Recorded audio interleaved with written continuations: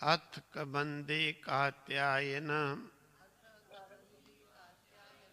उपेत्य पप्रच्छ भगवन् कुतो हा वा इमा प्रजा प्रजायन्त इति। अथ कबंदे कात्यायनः उपेत्य पप्रच्छ भगवन् कुतः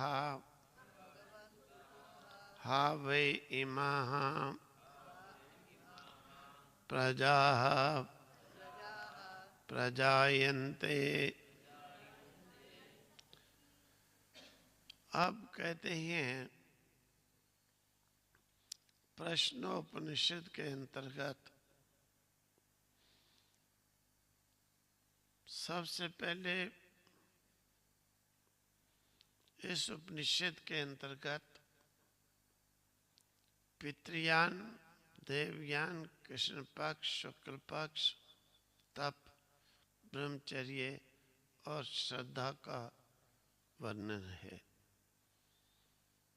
भारद्वाज गोत्र के में उत्पन्न सुकेशा, शिबी का पुत्र सत्यकाम, सूर्य का पुत्र गार्ग्य, अश्विन का पुत्र कौशल्य, भृगु गोत्र में उत्पन्न वैदर्भी, कत्य का पुत्र कबंदी, ये 6 ही ऋषि पुत्र ब्रह्म विद्या के जिज्ञासु थे।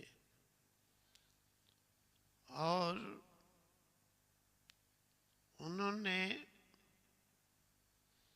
ये इतना तो निश्चय कर लिया था, समझ भी लिया था कि संसार में अंतिम जो सत्ता है वो ब्रह्म ही है, उसके आगे सभी फेल हैं, उससे आगे किसी की नहीं चलती है। यानी ये चीज एक्सेप्ट करने के कारण ब्रह्म पर थे, ब्रह्म में उनकी निष्ठा थी, प्रीति थी, इसीलिए ब्रह्म को पाने के लिए उन्हें बड़ी उत्कंठा भी थी। ब्रह्म में निष्ठा रखने के कारण ब्रह्मनिष्ठ भी कहे गए। यद्यपि ब्रह्म परायण होने के कारण स्वयं ब्रह्म की उपासना में रत थे, फिर भी उन्हें कुछ ब्रह्म के विषय में शंकाएं थीं, इसीलिए वो ढूंढ रहे थे जो हमारी शंकाओं को दूर कर सकें, निवारण कर सकें। उन दिनों पिपलाद ऋषि ब्रह्म में निपुण, ब्रह्म उपासना में तत्पर, सबसे अधिक प्रसिद्ध थे, फेमस थे। इसीलिए 4 ऋषिपुत्र संविदा लेकर पिपलाद ऋषि के शरण में गए और वहां जाकर उन्हें प्रार्थना की कि महाराज, आप ब्रह्म की उपासना करने में निपुण हो, वर्णन करने में समर्थ हो, हमारी कुछ शंकाएं ब्रह्मोपासना में रत रहने पर भी अभी तक बनी हुई हैं। इसीलिए कृपा करके हमारी उन शंकाओं का निवारण कीजिए, हमें उपदेश दीजिए। पिपलाद ऋषि ने कहा, देखो तुम लोग, मैं मानता हूं तपस्वी हो ही, निश्चित ही तुम तपस्वी हो, परंतु मेरे पास उन शंकाओं का निवारण करने के लिए 1 साल तुम्हें और तप करना पड़ेगा, और तप भी ब्रह्मचर्य पूर्वक, श्रद्धा पूर्वक करना पड़ेगा। और 1 वर्ष मेरे समीप भी निवास भी करना पड़ेगा।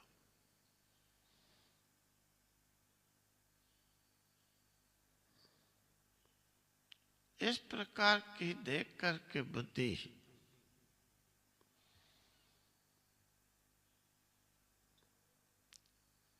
पिपलाद ऋषि ने कहा, उसके बाद में अपनी अपनी इच्छाओं को इच्छा के अनुसार ब्रह्म के विषय में तुम प्रश्न करना,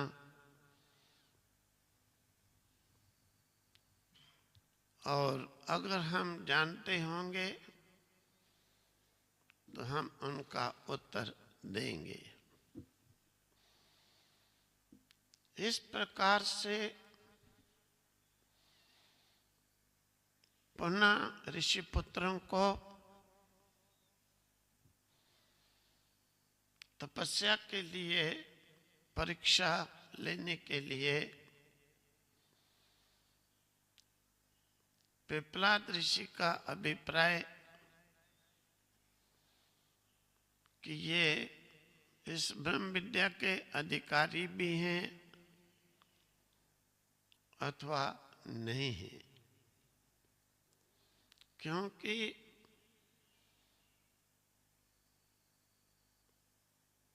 अधिकारी के बिना दी हुई विद्या उल्टा विनाश ही कर डालती है। जैसे प्राचीन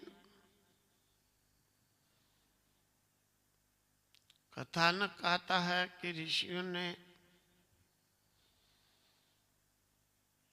बहुत उपासना करने पर भी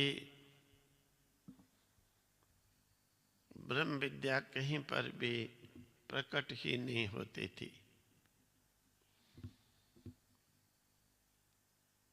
तो ये देख करके ऋषियों ने एक बड़ा सत्र शुरू किया, ब्रह्म विद्या की उपासना करने लगे। बहुत समय के बाद ब्रह्म विद्या प्रकट हुई।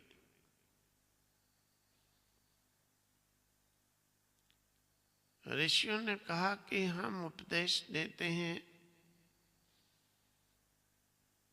तुम फिर भी प्रकट नहीं होकर अपना काम नहीं करती हो। ब्रह्म विद्या ने कहा, देखो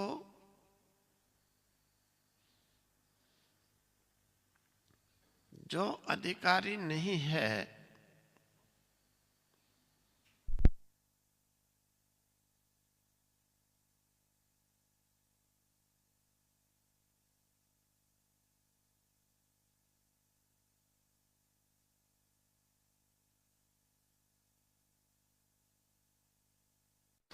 इसीलिए मैं प्रकट नहीं होती हूँ।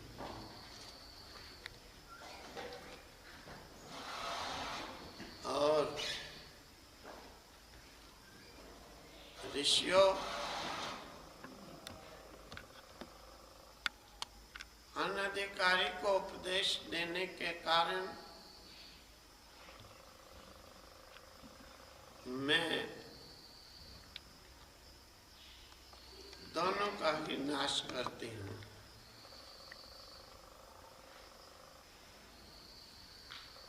तुम अधिकारी को उपदेश दो, मैं दोनों का ही अभ्युदय करती हूँ, उन्नति करती हूँ। इसीलिए मैं प्रकट नहीं हो रही थी। यह सुनकर ऋषियों का संशय गया। ऋषियों ने फिर अधिकारी देखकर ब्रह्म विद्या के योग्य परीक्षा लेकर फिर उपदेश देना प्रारंभ किया।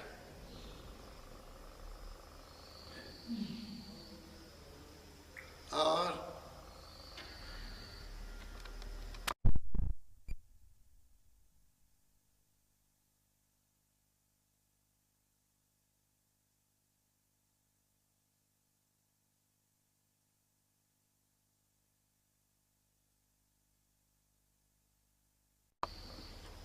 ये 1 वर्ष पर्यंत मेरे पास निवास करके ब्रह्मचर्य पूर्वक तप करने पर ब्रह्म विद्या के विषय में प्रश्न करने की आज्ञा दी।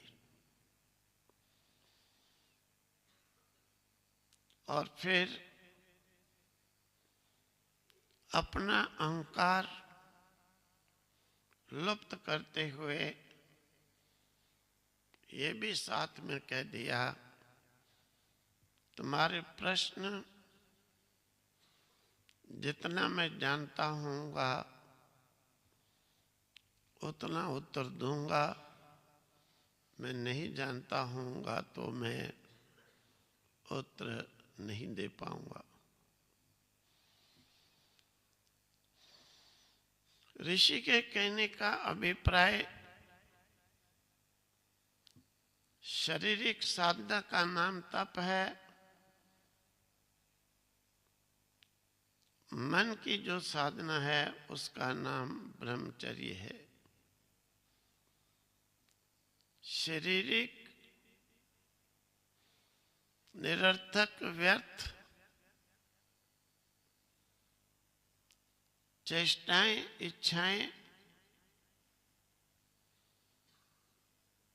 इन्हीं को रोकना,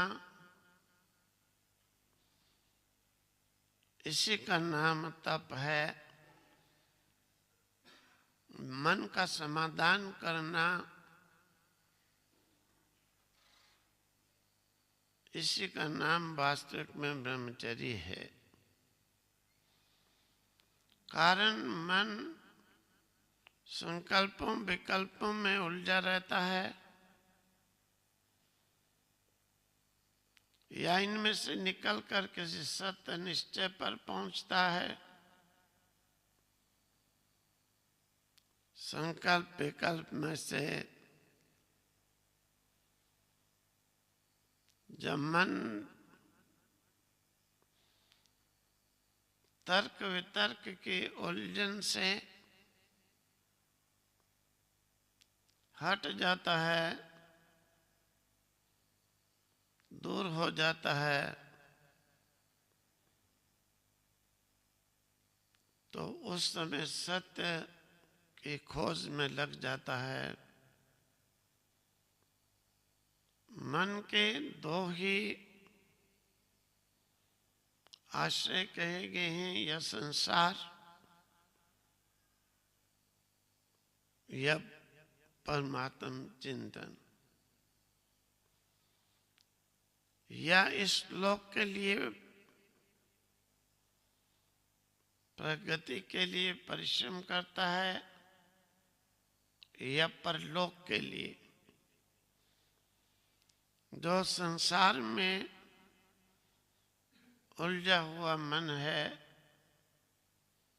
वो परलोक में नहीं, जो परलोक में लग जाता है वो संसार में नहीं उलझता है। संसार में उलझना नास्तिकता है, अनर्थ है, व्यर्थ है, निरर्थक है। और परमार्थ में मन का लगना श्रद्धा है, निष्ठा है।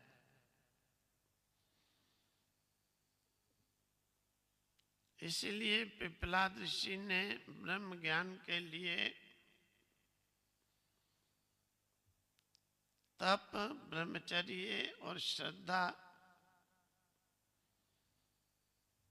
इन तीन की विशेषता वर्णन की। ये तीनों ब्रह्मचर्य, तप, श्रद्धा, ब्रह्म ज्ञान के लिए आवश्यक हैं। ब्रह्म ज्ञान की प्रतिष्ठा तप, धम्म, कर्म, इन तीन पर ही आधारित होती है।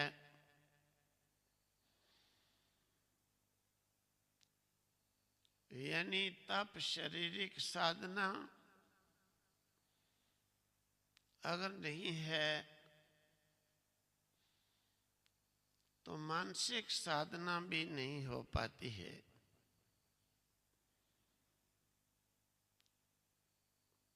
जैसे पुराणों में कहते हैं पहले आसन को सिद्ध करे, आसन सिद्ध होने के बाद मंत्र अपने आप सिद्ध होता है, मंत्र सिद्ध होने के बाद देवता भी सिद्ध हो जाता है। जिसका आसन सिद्ध नहीं वो कभी भी मंत्र सिद्ध नहीं कर सकता, जिसका मंत्र सिद्ध नहीं वो देवता को भी कभी सिद्ध नहीं कर सकता।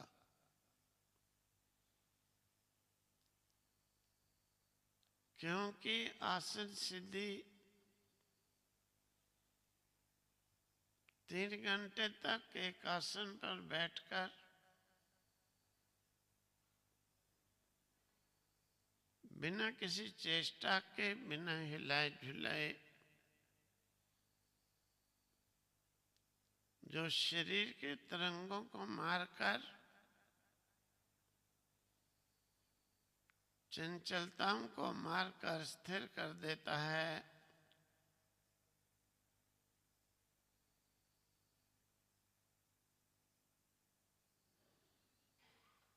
वे ऐसा साधक मन को भी स्थिर कर लेता है। यानी मन का दमन कर लेता है, मन के वश में न होकर मन को अपने वश में रख लेता है। इसी साधना का नाम ब्रह्मचर्य, दम कहा गया है। दम कहो,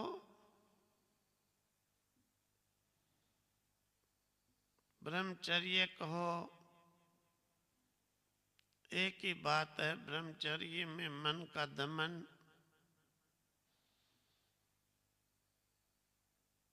मानसिक साधना कहना भी एक ही बात है। इसीलिए ब्रह्मचारी के लिए मानसिक साधना के साथ साथ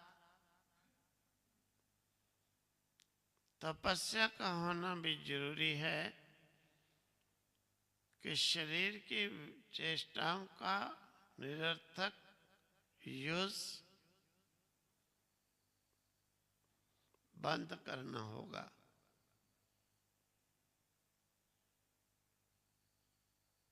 क्योंकि बहुत से लोगों में देखा गया है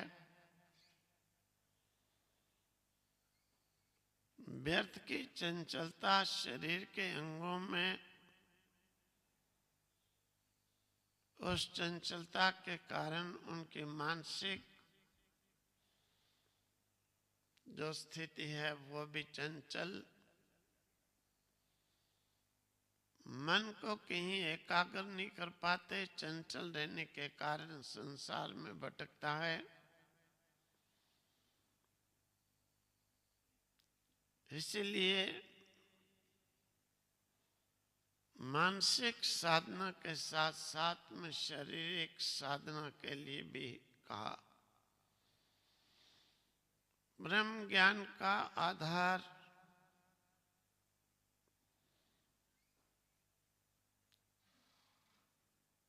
तप, दम और श्रद्धा पर कहा। क्योंकि जब हम मन का दमन करेंगे, उसे संसार में नहीं भटकने देंगे, स्थिर करेंगे, जिस स्थल पर स्थिर करेंगे उसी स्थल का नाम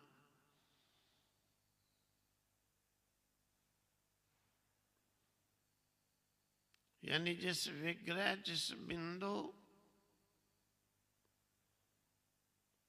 जहां भी स्थिर करेंगे वहीं श्रद्धा उत्पन्न हो जाएगी।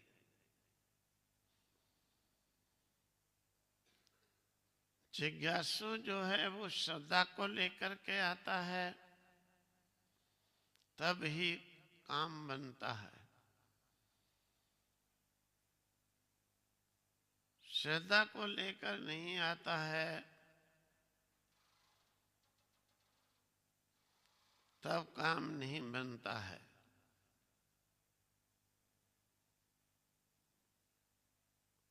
तो इस प्रकार से ब्रह्मज्ञानी को श्रद्धा की, ब्रह्मचर्य की, तप की आवश्यकता कही। वह कर्म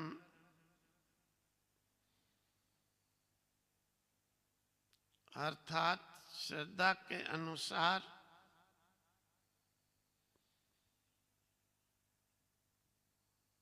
वो तप करने लग गए। कहते हैं अथ कबंदी कात्यायना, इसके बाद कात्य के पुत्र कबंदी ने उपेत्य पप्रच्छ भगवान पिपलाद ऋषि के पास में जाकर के कहा, हा वही इमा प्रजा प्रजाहिंते, कि हे गुरुदेव ये प्रजा जो है ये कहाँ से उत्पन्न होती है। साल बीत जाने पर ब्रह्मचर्य पूर्वक तपस्या करने के बाद कात्य के पुत्र कबंदी ऋषि के समीप पिपलाद मुनि के समीप आए और आकर के उन्होंने पूछा। पप्रच्छ क्या पूछा कि सृष्टि के प्रारंभ में प्रजा अर्थात जो कुछ भी उत्पन्न हुआ देखता है, सबसे पहले वो किससे उत्पन्न होता है।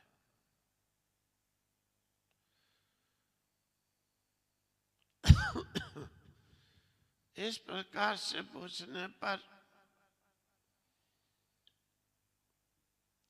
ऋषि पिपलाद मुनि